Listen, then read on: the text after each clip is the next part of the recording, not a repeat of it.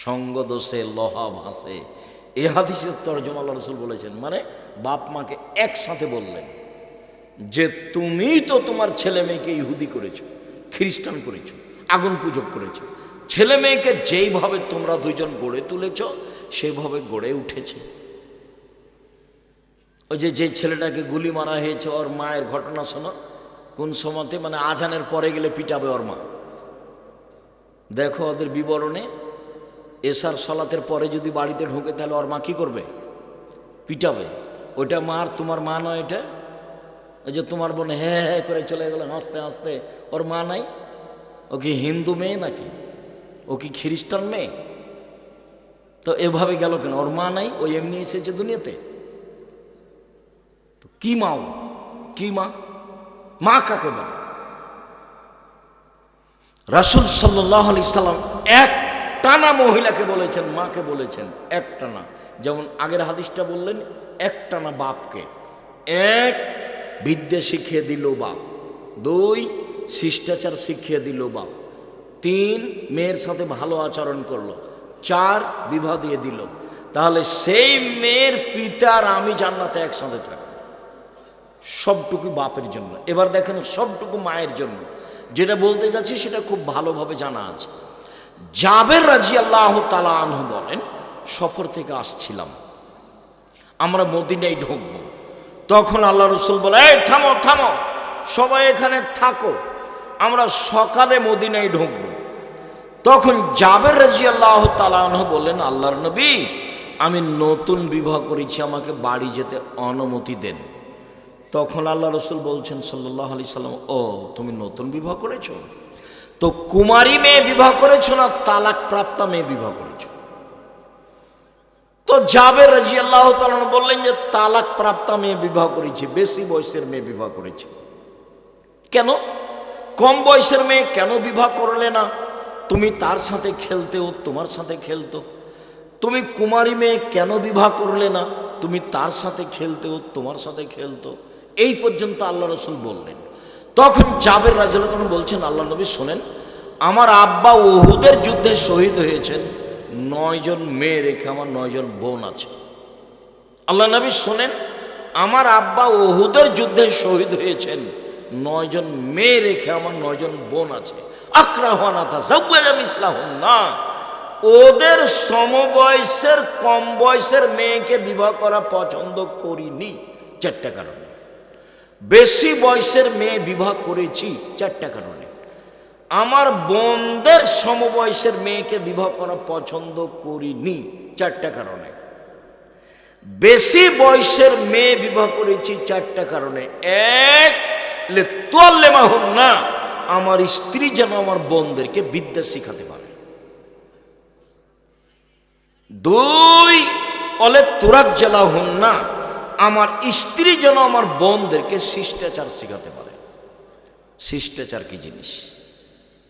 শিষ্টাচার কি জিনিস? তুমি বলো। যে দোকানে দাঁড়িয়ে জিনিস কিনছে, এটাই শিষ্টাচার, তুমি বলো। এই যে ল্যাংটা হয়ে চলে যাচ্ছে প্যান্ট পরে স্কুলে, এটাই শিষ্টাচার, তুমি বলো। নগ্ন পোশাক পরে স্টেজে চলে যাচ্ছে স্কুলে, তুমি বলো এটা শিষ্টাচার। বড় মোবাইলে তোমার বোন দিন রাত ল্যাংটা মেয়ে দেখছে, পুরুষ দেখছে, বলো এটাই শিষ্টাচার। আরে মানুষ পশু প্রাণী হয়ে গেলেও তার ওগুলো বুঝে যে এটা খারাপ। তুমি তো বলতে পারবে না এটা শিষ্টাচার। তাহলে হচ্ছে কেন? আমি বেশি বয়সের মেয়ে বিবাহ করেছি যাতে করে আমার স্ত্রী আমার বোনদেরকে শিষ্টাচার শিখাতে পারে। তিন, লিতুরাজ্জিলাহুন্না, যাতে করে আমার স্ত্রী আমার বোনদের মাথার চুল চিরুনি করে সাজগোজ করে পরিপাটি করে রাখতে পারে। তোমার বোন চুল এলোমেলো করে চলে গেল, জবাব আমি দিব না তোমার মা দিবে? ঢং ঢং করে কামিচ্ছে, চিকন চোর খাটো বোরকা পরে চলে গেল, ফ্যাশন বোরকা পরে চলে গেল, ব্যাগ ভ্যানিটি ব্যাগ হাতে করে চলে গেল। ব্যাগ নিয়ে যাচ্ছে কেন তোমার বোন? কেন যাবে?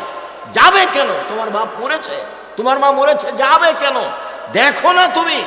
সম্মানিত দিনী ভাই বোন, আমার স্ত্রী যেন আমার বোনদেরকে পরিপাটি সাজগোজ করে রাখতে পারে।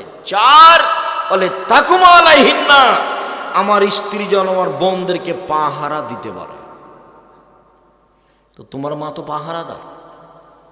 তাহলে বলো, এখন হাসছে ওভাবে বসে আছে তোমার বোনটা, তা এটা কি তোমার মা কি পাহারাদার? হাদিস তো বুখারী মুসলিম, কি জবাব আছে এর? জবাব কে দিবে? বক্তৃতার জগৎ তো একটা প্রায় মিথ্যা জগৎ। শতকরা 95 জন বক্তা মৃত্যু, শতকরা 98 জন মুফাসসির মৃত্যু। ধর্মের নামে মিথ্যা কথা বলছে, ধর্ম কি জিনিস তার জানাই নাই। যার থুঁথির জোর সেই বক্তা। জনগণ তো বুঝতে চায় না কোনটা সত্য কোনটা মিথ্যে। জনগণ তো হিসাব করতে পারে না ভালো মন্দ। আমি কি দিয়ে বুঝাতে পারি শিষ্টাচার কি জিনিস, পাহারা কি জিনিস? একটানা মহিলার উপরে চাপিয়ে দিলেন। এক, মাই বাচ্চাকে বিদ্যা শিখাবে। দুই, মাই বাচ্চাকে শিষ্টাচার শিখাবে। তিন, মাই বাচ্চাকে পরিপাটি করে রাখবে। চার, মা বাচ্চাকে পাহারা দিবে। তোমার বোনের হাতে একবার ছোট থেকে পুতুল আছে, বলো তো এটা কোন শিষ্টাচার? তোমাদের বাড়িতে কাঁকড়া আছে শোকেজে, বলো তো এটা কোন শিষ্টাচার? তোমার মা একটা আয়না কিনেছে, সেটা হলো কাতল মাছ, বলো তো এটা কোন শিষ্টাচার? তোমার বাপ একটা পট পায়খানা করা, ছোট তোমার বোনের পায়খানা করা একটা পট কিনেছে, যেটা ঘোড়া, বলো তো সেটা কোন শিষ্টাচার? আর তুমি নিজে দড়িয়ে বেড়াচ্ছ নির্বাচনের নামে, একটা সিগারেট খাবা সেই জন্য, একটা বিড়ি খাবা সেই জন্য। তো বলো এটা কোন শিষ্টাচার? কেন যাচ্ছ? তোমাকে আমি বারবার বলছি এভাবে তোবা করবে, এভাবে বাস দিন মজুরি করে খাই, কাউকে দেখি না। 5 ওয়াক্ত সালাত আদায় করি। 1, 5 ওয়াক্ত সালাত। 2, হালাল রুজি। 3, কোরআন তেলাওয়াত। বেশি না পারলে সূরা ইখলাস তো পারবো। সূরা ইখলাস কয়বার পড়বো? 3 বার। এটা তো পারবো। সকালে সূরা ইখলাস 3 বার পড়ে আল্লাহকে বলো, এই দেখেন কোরআন মাজিদ পড়লাম, তাও আলহামদুলিল্লাহ কোরআন মাজিদ পড়লাম। 4, আড্ডা পিটা হারাম। দোকানে যেতে হবে কিভাবে, আসতে হবে কিভাবে, মনে থাকবে না। আসসালামু আলাইকুম, আহমদ লবণ আছে? আছে। 1 কেজি লবণ দাও। মরিচ আছে? আছে। 200 মরিচ দাও। টাকা দেওয়া শেষ হয়েছে, আসসালামু আলাইকুম। এর চেয়ে বেশি দোকানে বসতে পাবেন না। আপনি বলেন যে আপনি মুরব্বী মানুষ, এশার সালাত আদায় করে মাথায় টুপিতে দোকানে বসে আছে, আর ল্যাংটা মেয়ে নাচছে, আর খবর হচ্ছে। কি খবর না খবরছে? কত কথা। 40 বছর থেকে আপনি তাহাজ্জুদ পড়ছেন, সেই সব নাকি এক পাল্লাতে দেন। আর ওই দোকানে বসে খালি বললেন ওই চেয়ারম্যান তো খুব খারাপ, ওর চাল চরিত্র খুব খারাপ। এখন এইটা এক পাল্লায় দেন, মাপেন তো দেখি কোনটা ভারী হয়। 40 বছরের তাহাজ্জুদ এক পাল্লায় দেন, আর ওইটা যে চেয়ারম্যান খুব খারাপ, এটা এক পাল্লায় দেন, দেখি কোনটা খারাপ বেশি ভারী হয়। সুদ মহাপাপ, এটাই ঠিক। সুদ মহাপাপ, এটাই ঠিক। সুদের পাপের ভাষা এত কঠিন যে পৃথিবীতে পাপের জগতে কোনো পাপের ভাষা এমন নয়। সুদের চেয়ে বড় পাপ আছে, কিন্তু ভাষা এমন নয়। ভাষাটা আগে বলি। রাসূল সাল্লাল্লাহু আলাইহি সাল্লাম বলছেন, মায়াকুলু দিরহাম রিবাহু ইয়ালাম আসাদ্দু মিন সিত্তাতি ওয়া সালাসিনা জিনিয়া। কেউ যদি জেনে শুনে 1 টাকা সুদ খায়, 36 বার জেনা করে যত পাপ হবে, 1 টাকা সুদ খেলে তার চেয়ে বেশি পাপ। আবার বলি, রাসূল সাল্লাল্লাহু আলাইহি সাল্লাম বলছেন, আর রিবা সাবুনা জুজান, সুদের পাপের 70টি ভাগ রয়েছে। ছোট ভাগ হলো মার সাথে জেনা করলে যেমন পাপ হয়। শুনুন, এই ছেলে বসো, একটু থামো।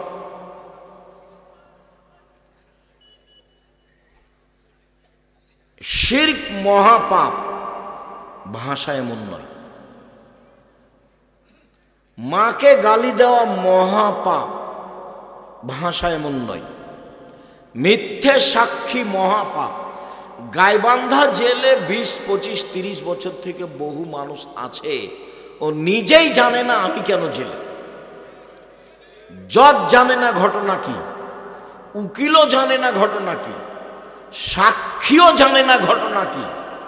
সাক্ষীকে বলেছে যে তোকে 1 লক্ষ টাকা দিব, জজের সামনে বলবি যে আমি 2 চোখে মারতে দেখেছি। তো টাকা নিয়েছ, বলছে যে 2 চোখে মারতে দেখেছি, কিন্তু সাক্ষী তো জানে না ঘটনা কি। তাহলে জজও জানে না ঘটনা কি, উকিলও জানে না ঘটনা কি, সাক্ষীও জানে না ঘটনা কি, যে জেলে আছে সেও জানে না ব্যাপারটা কি, আমি কেন জেলে। গন্ডগোলের দিন তো আমি ছিলাম না, ও গেছে দলীয় দাপটে জেলে গেছে। কি ক্ষমতায় গেছে? দলীয়। তোমার স্বভাবের কারণে গেছে। তোমার স্বভাবকে আমি ঘৃণা করি, ফু। তোমার স্বভাবকে আমি ঘৃণা করি, ফু। তোমার স্বভাবকে আমি ঘৃণা করি। ভিক্ষা করে খাওয়া, পিছে পিছে ঘুরো কেন? ভিক্ষা করে খাবা, পিছে পিছে ঘুরো কেন? ঘুরো কেন? তুমি কেন যাবা? আমি ভিক্ষা করে খেতে বলিনি, মানুষের বাড়িতে কাজ করে খাবো। ভিক্ষা করে খাওয়া কথাটা দুঃখে বলেছি। ভিক্ষা জায়েজ পছন্দ নয়, ভিক্ষা জায়েজ পছন্দ নয়। সবচেয়ে ভালো উপার্জনের পথ হলো ব্যবসা। চকলেটের হোক, বাদামের হোক, তাতে আসে যায় না। ব্যবসা করে খাই, সকালে বাদাম নিয়ে বের হয়ে রাত 10টায় আসি, নিজের মতো চলি, নিজের মতো খাই, 5 ওয়াক্ত সালাত আদায় করি, হালাল রুজি করি, বাস শ্বাস চলে যাবে, দুনিয়া থেকে বিদায় হয়ে যাব, কোনো ঝামেলা থাকবে না। জোর করে টাকা আদায় করেছ, চাঁদাবাজি করেছ, দলীয় দাপট দেখিয়েছ। গাইবান্ধা জেলে 20-25 বছর থেকে ও জেলে আছে, নিজেই জানে না জেলে কেন। তুমি করেছ, তুমি দলীয় দাপটে তাকে জেলে দিয়েছ। তুমি মনে করছো আমি খুব ভালো কাজ করেছি। তুমি তো হায়ানা, তুমি তো কুকুর শ্রীগাল, তুমি তো পশু প্রাণী। তুমি মানুষকে মেরে জেল হাজত দিয়ে, তুমি মানুষকে গুম করে, তুমি মানুষের জমি দখল করে, মানুষকে নিঃস্ব করে, মানুষের রাস্তাঘাট বন্ধ করে তুমি বলছো আমি ভালো করেছি। কে বলেছে তুমি ভালো? তুমি হায়ানা, তুমি শয়তান, তুমি সবচেয়ে জালেম, তুমি অত্যাচারী, তুমি সমাজে বোঝা। রাহাজানি করে, জুলুমবাজি করে, লুটতরাজ করে, মারামারি করে, অন্যায় করে, অবিচার করে, অনাচার করে তুমি মানুষের কথা কে বলেছে? আমি বলিনি। আমি আব্দুর রাজ্জাক নিশ্চয় বলছি তুমি হায়ানা, তুমি পশু। বুঝেও বুঝে না ওরা, অন্তর আছে বুঝে না, দেখেও দেখে না ওরা, চক্ষু আছে দেখে না, শুনেও শুনে না ওরা, কান আছে শুনে না। উলায়েকা কালানাম, তারা পশু প্রাণীর মতো, তারা গরু ছাগলের মতো, তারা কুকুর ছেলের মতো, বালু মাজাল, বরং তার চেয়ে খারাপ। কেন হবে তা? সহজ পথ আছে, বাঁচার 3টে পথ, জাহান্নাম থেকে বাঁচার 3টে পথ। 1, মুখ বন্ধ রেখো, বাস জান্নাত হবে। 2, জরুরি প্রয়োজন ছাড়া বাড়ির বাইরে যাব না। মিছিল তো বহু দূরের কথা, শীতের দিনে পিছে পিছে দুড়িয়া বেড়া তো বহু দূরের কথা। জরুরি প্রয়োজন ছাড়া বাড়ির বাইরে যাব না, বাস জান্নাত হবে। 3, পাপের জন্য কাঁদো, জান্নাত হবে। রাসূল সাল্লাল্লাহু আলাইহি ওয়াসাল্লাম বললেন, পৃথিবীর মানুষ শোনো, তোমাদের কি হবে, যুগের কি হবে। তোমাদের কি হবে, যুগের কি হবে। সমাজের মানুষ যখন আগাছা হবে, তখন তোমাদের কি হবে, যুগের কি হবে। সমাজের মানুষ যখন আগাছা হবে, তখন তোমাদের কি হবে, যুগের কি হবে। তো সাহাবীগণ বলেন তাহলে কি করতে হবে? সবাই যদি সমাজে আগাছা হয়ে যায়, তা আমি কি করব বলেন? তখন আল্লাহ রাসূল বলছেন, শোনো, 1, আলজাম লেসানাক, মুখখান বন্ধ রেখো। সেই সময়ে তুমি তো মিছিল করছো, তুমি মুখ বন্ধ রেখেছো। 1, মুখ বন্ধ রেখো। 2, বাড়িতে থাকিও, বাড়িতে। 3, যেটা ভালো সেটা নিবা, যেটা খারাপ সেটা ছেড়ে দিবা। এই পর্যন্ত বলতেই সাহাবীগণ বলে উঠলেন, ঠিক আছে আল্লাহর নবী, বুঝলাম, আমি বাড়িতে থাকবো, কিন্তু প্রতিপক্ষ যদি আমাকে এসে বাড়িতে মারে? মারবে তো, তোমাকে মনে করছে যে তুমি আওয়ামী লীগ, তখন মারবে না? তুমি তো কয়দিন মারেছ, তোমার তো চরিত্র খারাপ, তুমি ভালো জানো। জেনা করলেই শুধু খারাপ চরিত্র হয়? জুলুম খুব খারাপ জিনিস, এর বিচার পরে হবে। জাহান্নামে চলেই গেছে, তো ঢোকেনি কেন? মরেনি এই জন্য। যত জুলুমবাজ দেখছো, যত অত্যাচার দেখছো, যারা রাহাজানি করছে, যারা জুলুমবাজি করছে, যারা মানুষের কাছে চাঁদা আদায় করছে জোর করে, এই জাহান্নামে চলেই গেছে। ঢোকেনি কেন? মরেনি এই জন্য। মরলেই ঢুকবে, এটাই হিসাব। সম্মানিত দিনী ভাই বোন, অবাক হতে হয় চট করে একটা কথা মনে পড়ছিল যে এখন ভূমিকম্প কেন, ঢাকায় ভূমিকম্প কেন, দেশে ভূমিকম্প কেন? তিনটা কারণে ভূমিকম্প হয়, তিনটা কারণে। এক, এই যে সারেবুল খমুরা, যখন মানুষ নেশাদার দ্রব্য পান করবে, তখন যখন মানুষ নেশাদার দ্রব্য পান করবে, প্রায় মানুষই সিগারেট খায়, প্রায় মানুষই বিড়ি খায়, প্রায় মানুষই মদ খায়, প্রায় মানুষই গাঁজা খায়, প্রায় মানুষই হিরোইন খায়। যখন মানুষ নেশাদার দ্রব্য পান করবে তখন ভূমিকম্প হবে। দুই, জাহারাতুল কায়নাত, মেয়েরা যখন নাচবে, সব দোকানে মেয়ে নাচে, সব মোবাইলে মেয়ে নাচে, সব বাড়িতে মেয়ে নাচে, তো ভূমিকম্প তো হবে, ভূমিকম্প তো হবে। সব মোবাইলে মেয়ে নাচে, প্রায় সব মোবাইলে, সব দোকানে মেয়ে নাচে, সব বাড়িতে মেয়ে নাচে। আল্লাহ রাসূল বলছেন মেয়েরা নাচলে ভূমিকম্প হবেই। স্কুল তো চলে না মেয়ে নাচানো ছাড়া, হেডমাস্টারের হেডমাস্টারই চলে না ঢোল ঢাক ছাড়া, মেয়ে নাচানো ছাড়া। আর তোমার বাপ মায়ের চলে না জন্মদিবস ছাড়া। জন্মদিবস সেরেক, মৃত্যু দিবস সেরেক, 16 ডিসেম্বর সেরেক, 26শে মার্চ সেরেক, 21শে ফেব্রুয়ারি সেরেক, পৃথিবীর যে কোনো দিন পালন করা সেরেক। গলায় তাবিজ ঝুলানো সেরেক, মাদুলি ঝুলানো সেরেক, তুলসী গাছ তুলে ফেলা যাবে না এই কথা বলা সেরেক, গরুকে লাথি মারা যাবে না এই কথা বলা সেরেক, ধানের উপর দিয়ে জুতা পায়ে দিয়ে হাঁটা যাবে না এই কথা বলা সেরেক, কবরে সিজদা করা সেরেক, কবরে কিছু চাওয়া সেরেক, পীরের কাছে কিছু কথা বলা সেরেক। বাংলাদেশে শুধু শিরকের বন্যা চলছে, এগুলো সবই সেরেক। তো তুমি মানুষ কোথায় আছো? এখন তো মানুষ নির্বাচনের নাম দিয়ে যাচ্ছে, এ হিন্দুদের মেলাতে যাচ্ছে, হিন্দুদের মন্দির ঠিক করে দিচ্ছে, কত কি করছে, কি দেখাতে চাও? আর তুমি তার পিছু পিছে ঘুরো। যখন তোমাকে আমি দেখি ঘুরতে, আমি গাড়ি নিয়ে যাই, তোমাকে দেখি যে তুমি পিছনে পিছনে মোটরসাইকেলে ঘুরছো আর মিছিল করছো, তখন তোমাকে এত ঘৃণা করি আমি। তোমার চেয়ে আমার কাছে খারাপ মানুষ আর কেউ থাকে না। তোমার চরিত্র আমার কাছে এত খারাপ। তোমাকে আমি 30 বছর থেকে বলে আসছি সহজ জীবন, বারবার বলছি সহজ জীবন, 5 ওয়াক্ত সালাত, হালাল রুজি, কি দিনমজুরি। সহজ জীবন, হালাল রুজি, কি বাদাম বিক্রি। বাদাম বিক্রি করতে হবে কথা আমি বলিনি, কোটি টাকার ব্যবসা করো, দেশের সবচেয়ে বড় ব্যবসায়ী হও। টাকা দিয়ে সরকারকে উঠাতে হবে না, নামাতে হবে না। টাকা ইনকাম করি অসহায় মানুষের পাশে দাঁড়ানোর জন্য। জান্নাত পেতে রাজি নয়, জান্নাত কিনতে রাজি। 5 ওয়াক্ত সালাত আদায় করে জান্নাত পাওয়া যায় কিনা যায় না, হজ করে জান্নাত পাওয়া যায় কিনা যায় না। শুনুন, রমজান মাসে রোজা সিয়াম থেকে জান্নাত পাওয়া যায়, জান্নাত কিনা যায় না।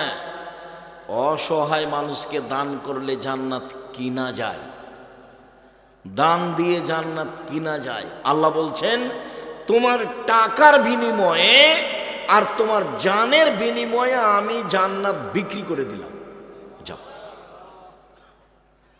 তো টাকাই নাই তো তুমি জান্নাত কিনবা কিভাবে? আমি বড় ব্যবসা করি, এই জন্য জান্নাত কিনার জন্য আমি জান্নাত পেতে রাজি নই, আমি জান্নাত কিনতে রাজি। ব্যবসা করো, আমি তো নিচে নেমেছি চক্রের ব্যবসায়ী। 3, যারা বাদ্যযন্ত্রে লিপ্ত থাকে, তখন যখন বাদ্যযন্ত্র সমাজে বেড়ে যাবে তখন ভূমিকম্প হবে। শুনুন, 3টি পাপের কারণে 3টি বিপদ আছে। 1, ভূমিকম্প হবে। 2, সন্ধ্যা থাকবে মানুষ, সকালে হবে শোর বানর। 2, সন্ধ্যায় থাকবে মানুষ, সকালে হবে শোর বানর। একবার হুবাহু শুক্র হয়ে যাবে, হুবাহু। 3, সমস্যা নেমে আসবে, যেখানে সেখানে মারামারি, মাদ্রাসায় মারামারি, মসজিদে মারামারি, রাস্তাঘাটে মারামারি, কেউ কাউকে মানবে না। 3টা পাপের কারণে। সম্মানিত দিনী ভাই বোন, আমি আপনার খুব কাছে থেকে আপনাকে শক্তভাবে বলছি আপনি এই পথ থেকে ফিরে আসুন। শক্তভাবে আপনাকে বলছি আপনি এই পথ থেকে ফিরে আসুন। আপনি আমার দিনী ভাই, আপনি আমার দিনী বোন। আপনাকে আমি অনুরোধ করে বলছি, আপনি আমার দিনী বোন। আমি আব্দুর রাজ্জাক বিন ইউসুফ এসেছি, আপনি জানলেন, এরপর আপনি চলে গেলেন কেন এভাবে? দেবরের সাথে আসলেন কেন? গল্প করতে করতে চলে গেলেন কেন? আপনার শরম হয় না কেন? মহিলা মানুষ, আপনার হায়া হয় না কেন? আপনার ইতস্তবোধ হয় না কেন? আপনার লজ্জাবোধ হয় না কেন? লজ্জা আপনি বেঁচে খেলেন কেন? লজ্জা আপনি বেঁচে খেলেন কেন? মহিলা মানুষ আপনি কথা বলেন কি করে এইভাবে? তাহলে কি আপনার বাপ নেই? তাহলে কি আপনার ভাই নেই? সম্মানিত দিনী ভাই বোন, একটু শোনো। সম্মানিত দিনী ভাই, আপনি একটু শোনেন। এই ছেলে শোনো, দেখো 1 মিনিট, বাপ কাকে বলে দেখো তো, দেখো তো বাপ কাকে বলে। এদিকে দেখো। আয়েশা রাদিয়াল্লাহু তাআলা আনহা বলেন, আমরা এক সফর থেকে আসছিলাম, আমার গলায় হার ছিল আমার বড় বোন আসমা। চট করে হারটা হারিয়ে গেল, খুঁজে পায় না। জনগণ আটকা পড়ে গেল, সালাতের নামাজের টাইম হয়ে গেছে, পানি নেই, ওযু করতে পারি না, সালাত আদায় করতে পারি না, যেতেও পারি না, হার খুঁজেও পায় না। বড় বিপদে পড়ে গেলাম। প্রায় 1400 মানুষ। ইতিমধ্যে জনগণ আমার আব্বার কাছে গেল, আমার আব্বার কাছে অভিযোগ করলো, আপনি জানেন কি হয়েছে? আপনার মেয়ে হার হারিয়েছে, খুঁজে পাচ্ছি না, যেতেও পারি না। তাই এই কথা শুনে আবু বকর সিদ্দিক আসলেন। আয়েশা রাদিয়াল্লাহু তাআলা আনহা বলেন, আবু বকর সিদ্দিক আমার পাশে এসে আমার কোমরের উপরে এত জোরে মারলেন, ফালাকা জানি লাকজাতান সাদিদা, খুব জোরে মারলেন। ওই সময় আমার স্বামী আমার উরু রানের উপরে মাথা দিয়ে ঘুমিয়েছিলেন। 1 মিনিট, এই ছেলে, ভাইজান আপনি একটু খেয়াল করেন অবস্থাটা। আমাদের দেশের গতিতে, আমাদের গায়বান্ধার গতিতে, শ্বশুর যদি ঘরে গিয়ে দেখে যে জামাই মেয়ের উরু রানের ওপরে মাথা দিয়ে ঘুমিয়ে আছে, তো শ্বশুর আগিয়ে যাওয়া তো দূরের কথা, এইভাবে ঘুরবে, পাল্টা এইভাবে ঘুরবে। কথা বুঝাতে পারিনি মনে হয়, বাস্তবতা। মানে শ্বশুর আগিয়ে যাওয়া তো বহু দূরের কথা, দেখলে কি হবে, এইভাবে ফিরে আসবে। তো আয়েশা রাদিয়াল্লাহু তাআলা আনহা বলেন, আমার আব্বা আসলেন, তখন আমার স্বামী আমার উরু রানের উপরে মাথা দিয়ে ঘুমিয়েছিলেন। তিনি এত জোরে মারলেন যে মারের কারণে আমি দূরে সরে যেতাম, কিন্তু আমি নিজেকে শক্ত করে ধরে রেখেছি যাতে করে আমার স্বামীর ঘুম না ভাঙে। এবার বলি, সবচেয়ে বড় মানুষে মারলেন, বলেন তো কে মারলেন?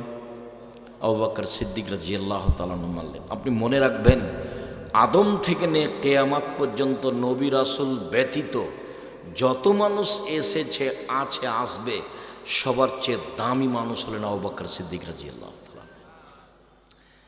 কে ব্যতীত?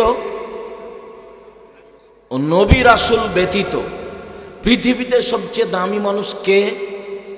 আবু বকর সিদ্দিক রাদিয়াল্লাহু তাআলা। ইনি মারলেন। সবচেয়ে দামি মহিলাকে মারলেন, একবারে মা হাওয়া থেকে নিয়ে কিয়ামত পর্যন্ত যত মহিলা এসেছে, আছে, আসবে, সবার চেয়ে দামি মহিলাকে মারলেন। কাকে মারলেন? আয়েশা রাদিয়াল্লাহু আনহা মারলেন।